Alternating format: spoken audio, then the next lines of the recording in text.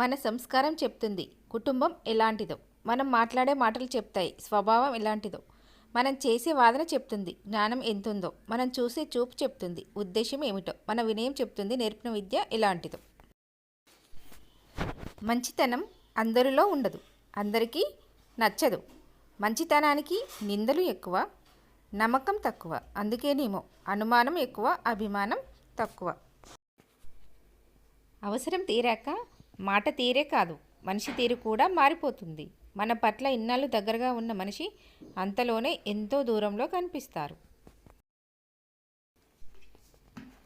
నేను కరెక్ట్ అనుకోవడంలో ఎలాంటి తప్పు లేదు, కానీ నేను మాత్రమే కరెక్ట్ అనుకుంటే ఖచ్చితంగా తప్పే.